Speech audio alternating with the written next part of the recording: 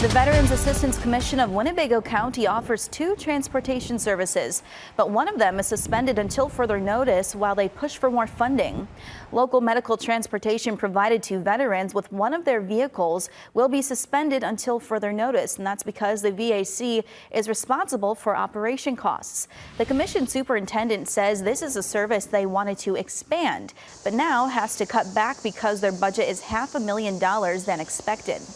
The superintendent says one alternative is getting a free bus pass from the Rockford Mass Transit District. Last month, the commission put its $1.6 million budget proposal in front of the county board. They were only able to receive $1.1 million.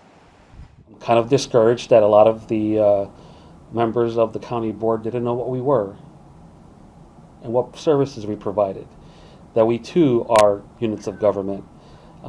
So it's disheartening to sort of be where we're at today.